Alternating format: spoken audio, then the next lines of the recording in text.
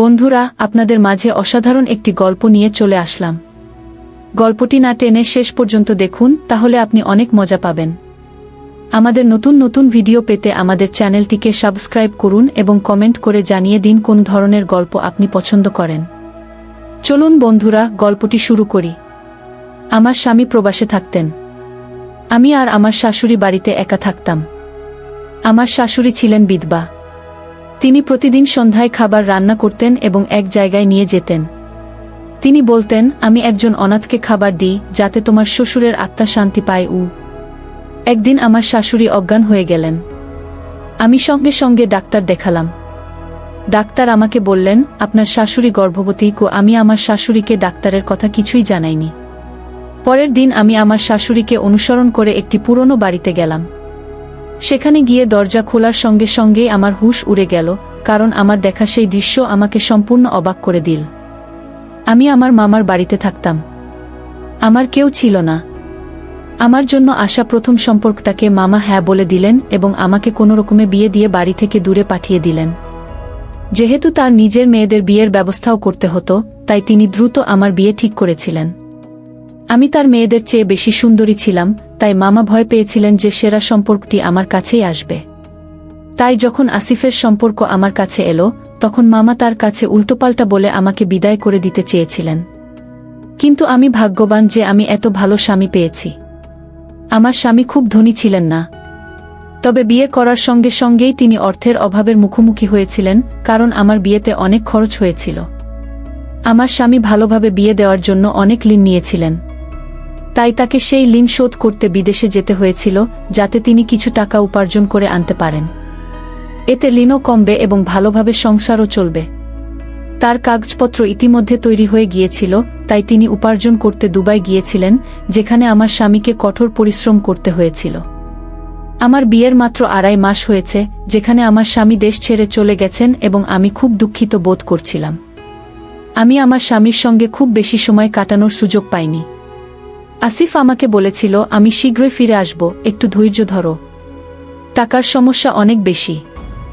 শুধু বিয়ে নয়, আমি নিজের বাড়ি বানানোরও চেষ্টা করছি, কারণ এই মুহূর্তে আমরা ভাড়া বাড়িতে থাকি। তুমি কি চাও না যে আমাদের নিজস্ব বাড়ি থাকুক? এই ধরনের কথা বলে আসিফ আমার দুঃখ দূর করার চেষ্টা করেছিল, কারণ তার চলে যাওয়ার খবর শুনে আমি অনেক দিন ধরে বিষণ্ণ ছিলাম। তখন আমি ভেবেছিলাম, তিনি ঠিকই বলছেন, আমাকে একটু অপেক্ষা করতে হবে। এরপরে যখন আমাদের আর্থিক পরিস্থিতি ঠিক হবে, তখন আমরা একটি সুখী জীবন শুরু করব। আমি আমার স্বামীকে দেশের বাইরে পাঠিয়ে দিলাম এবং আমি আর আমার শাশুড়ি বাড়িতেই রইলাম। এই অল্প সময়ের মধ্যে আমার আর আমার শাশুড়ির সঙ্গে খুব বেশি কথা হয়নি। যেহেতু আমি জানতাম যে আমার স্বামীর সঙ্গে কাটানোর জন্য আমার কাছে খুব কম সময় রয়েছে, তাই বিয়ের পর থেকে সমস্ত সময় দিনরাত আমি আমার স্বামীর সঙ্গেই কাটিয়েছি। আমি আমার শাশুড়ির সঙ্গে বসে কথা বলার সময় পাইনি, আর এই মুহূর্তে তার কোনো প্রয়োজনও ছিল না। আমি শুধু রান্না করে দিতাম আর তিনি চুপচাপ খেয়ে নিতেন। আমার শাশুড়ি সারাদিন আর সারারাত কি করতেন তা নিয়ে আমার কোনো মাথাব্যথা ছিল না। কিন্তু এখন যখন আমার স্বামী চলে গেছে, আমার শাশুড়ি এবং আমি বাড়িতে একা ছিলাম, তাই আমরা একটু কথা বলতাম। কিন্তু আমার শাশুড়ি খুব অদ্ভুত ধরনের মানুষ ছিলেন। তিনি সাধারণ শাশুড়ির মতো ছিলেন না। আমি যখন কাজ করতাম না, তখন তিনি আমাকে কিছু বলতেন না, তিনি চুপচাপ কাজটি নিজেই করে নিতেন। আমি যদি ঘুম থেকে উঠতে দেরি করতাম, তিনি সকালের নাশতা বানিয়ে দিতেন, তারপর আমার ময়লা কাপড় ধোয়া শুরু করতেন। এই সমস্ত বিষয় আমাকে খুশি করেনি, বরং রাগ হতে শুরু করেছিল। একদিন আমি ওনাকে বললাম, আপনি এলাকার লোকেদের কি বলতে চান? যে আপনার পুত্রবধূ কাজ করে না, সে সারাদিন ঘুমায়, কাপড় ধুতে পারে না, পরিষ্কার করতে পারে না? আপনি পুরো এলাকা জুড়ে আমাকে বদনাম করতে চান? আমি শুধু এটুকুই বলেছিলাম। তারপরে আমার শাশুড়ি আর কোনো কাজ করলেন না। এখন যদি কয়েক সপ্তাহ ধরে আমার জামাকাপড় অপরিষ্কার থাকত, তাহলে সেগুলো তিনি আর ধরে দিতেন না।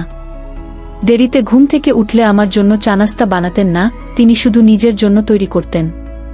আমি অবাক হয়েছিলাম যে তিনি আমার সঙ্গে ঝগড়াও করলেন না, পরিবর্তে তিনি নির্বেশ সমস্ত কাজ ছেড়ে দিলেন। এর কয়েকদিন পর অদ্ভুত একটা ঘটনা ঘটল। আমি যখনই রান্না করতাম, তিনি আমাকে একজনের বেশি খাবার বানাতে বলতেন। আমি জিজ্ঞেস করলাম, বাড়িতে আমরা মাত্র 2 জন, তাহলে 3 জনের খাবার কেন?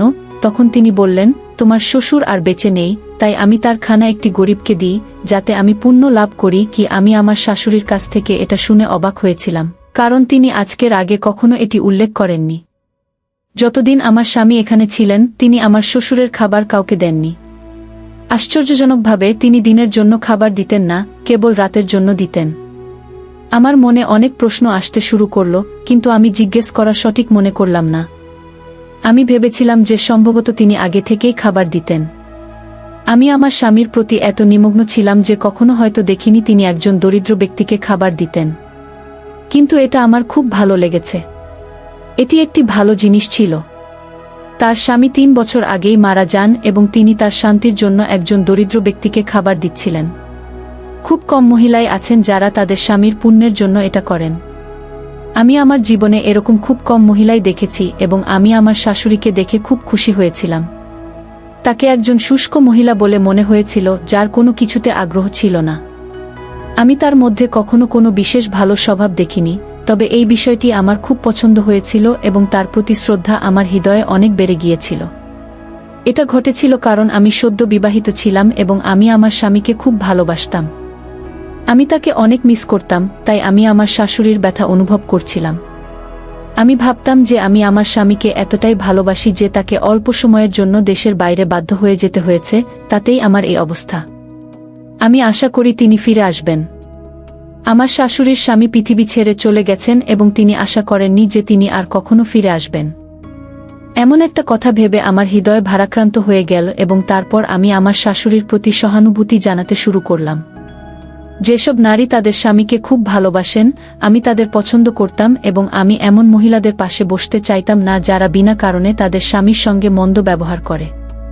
আমার শাশুড়ি প্রতিদিন খাবার নিয়ে বাড়ির বাইরে যেতেন এবং দীর্ঘ সময় বাইরে থাকতেন। এমনকি আমার ঘুম পেলে আমাকে জেগে থাকতে হতো, কারণ আমার শাশুড়ির জন্য দরজা খুলতে হতো। একদিন মন খারাপ করে শাশুড়িকে বললাম, তুমি যদি খাবার দিতে চাও, তাহলে এত দেরি করো কেন? আমাকে তাড়াতাড়ি ঘুমাতে হয়, যাতে আমি সকাল সকাল উঠে আসিফের সঙ্গে কথা বলতে পারি। আমার শাশুড়ি বললেন, গরিবদের খাবার দেওয়ার পর আমি পাড়ার মহল্লায় যাই, সেখানে কথা বলি, তাই একটু দেরি হয়ে যায়।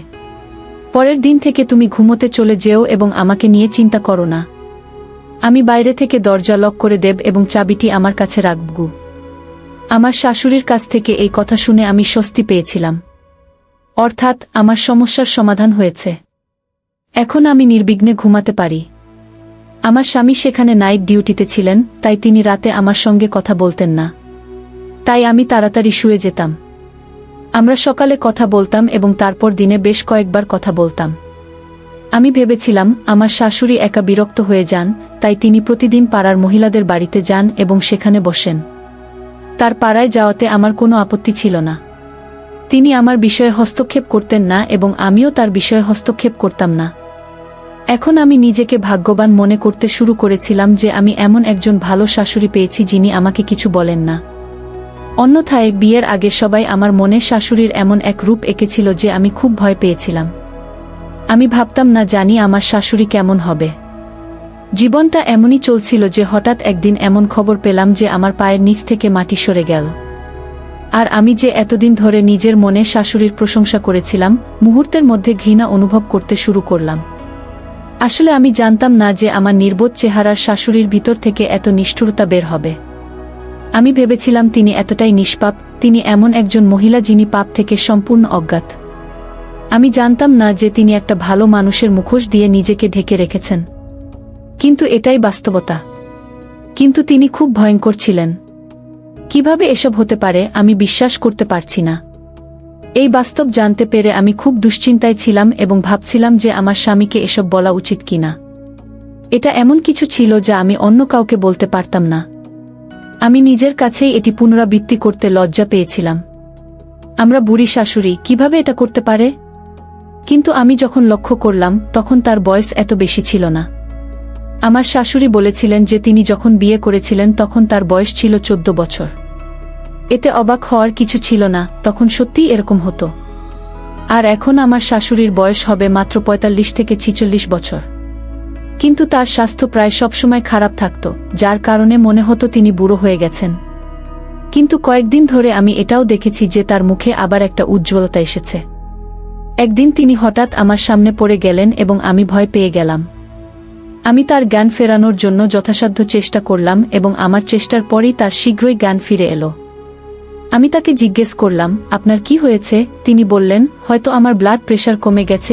আমি বললাম, আচ্ছা ঠিক আছে, আমি আপনাকে হাসপাতালে নিয়ে যাব। আমি একটা রিকশা নিয়ে তাকে নিকটবর্তী হাসপাতালে নিয়ে গেলাম, কিন্তু সেখানে পৌঁছানোর সঙ্গে সঙ্গেই তিনি আবার অজ্ঞান হয়ে গেলেন। তার কি হয়েছে তা নিয়ে আমি উদ্বিগ্ন ছিলাম। হতে পারে তার রক্তচাপ খুব বেশি হয়ে গেছে, তাছাড়া গরমও পড়ছে। ডাক্তার বললেন তার কিছু পরীক্ষা নিরীক্ষা করা হবে। ডাক্তার তাকে একটি ইনজেকশন দিলেন এবং তার রক্তের নমুনা নিয়ে কয়েকটা পরীক্ষা করলেন। তার জ্ঞান ফিরে আসার পর আমরা বাড়ি ফিরে এলাম। কিন্তু পরদিন সকালে যখন রিপোর্ট নিতে গেলাম, আমার পায়ের নিচ থেকে মাটি সরে গেল। কারণ ওই রিপোর্ট অনুযায়ী আমার শাশুড়ি গর্ভবতী ছিলেন। এটা দেখে আমার মাথা খারাপভাবে কাঁপতে শুরু করল। এসব কি হচ্ছে? আমি আমার শাশুড়িকে কিছু বললাম না এবং বদনাম হওয়ার ভয়ে রিপোর্টটি লুকিয়ে রেখেছিলাম। আমার শাশুড়ির স্বাস্থ্য একই রকম খারাপ ছিল। এই খারাপ স্বাস্থ্য সত্ত্বেও তিনি রোজ রাতে খাবার নিয়ে যেতেন। আমি এতে খুব রেগে গেলাম। আমি মনে মনে ভাবলাম, এই মহিলা কি ধরনের নাটক করছে? আমি তার স্বামীর প্রতি ভালোবাসা দেখে খুব মুগ্ধ হয়েছিলাম, কিন্তু আমি জানতাম না যে এই মহিলাটি এত নীচ কাজ করবে। এখন আমি নিশ্চিত হয়েছিলাম যে তিনি খাবার দেওয়ার অজুহাতে তার প্রেমিকের সঙ্গে দেখা করতে যান। নিশ্চয়ই তিনি তাকে খাবার দেন এবং ওরা একসঙ্গে খান, কারণ তিনি প্রচুর খাবার বের করতেন যা দুজনের জন্য যথেষ্ট ছিল। আগে আমি এসব নিয়ে মনোযোগ দিতাম না, কিন্তু এখন আমি ভাবতে বাধ্য হয়েছিলাম এই বিষয়ে। আমি সিদ্ধান্ত নিলাম যে আমি জেনেই ছাড়ব ব্যাপারটা আসলে কি এবং আমার শাশুড়ি প্রতিরাতে কোথায় যান। আমি ভেবেছিলাম যখন আমি সমস্ত সুনির্দিষ্ট প্রমাণ সংগ্রহ করব, কেবল তখনই আমি আমার স্বামীকে সবকিছু বলবো। আমার স্বামীও জানুক যে তার মা কি অদ্ভুত কাজ করেছেন। যৌবনে কেউ যদি এরকম ভুল করে তাহলে সেটা বোধগম্য, কিন্তু বার্ধক্যের দ্বারপ্রান্তে পা রাখার সময়ও আমার শাশুড়ি বুঝতে পারলেন না যে তিনি প্রতি মুহূর্তে মৃত্যুর কাছাকাছি চলে আসছেন।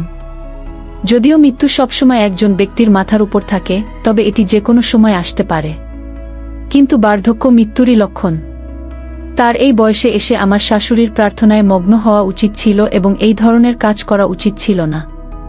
আমি আমার শাশুড়ির পিছু নেওয়ার সিদ্ধান্ত নিলাম। ভাবলাম, আজ রাতে যখন তিনি খাবার নিয়ে বাইরে যাবেন, তখন আমি তার পিছু নেব। কিন্তু আমার মনে ছিল তিনি তালাচাবি নিয়ে বাইরে থেকে তালা লাগিয়ে দেন, কারণ আমি তাকে বলেছিলাম যে আমি তাড়াতাড়ি ঘুমিয়ে পড়ি আর তার জন্য অপেক্ষা করতে করতে আমার দেরি হয়। সেদিন আমি আমার শাশুড়িকে বললাম, আজকের পর বাইরে থেকে দরজা বন্ধ করবেন না। আমি ভয় পাই যে বাড়িতে আগুন লাগলে আমি কিভাবে বের হব। একথা শুনে আমার শাশুড়ির মুখের রং বদলে গেল। আমার মনে হলো যে আমি যা বলেছি তা তিনি পছন্দ করেননি। এখন আমি নিশ্চিত হয়েছিলাম যে ডালের মধ্যে নিশ্চয়ই কালো কিছু আছে।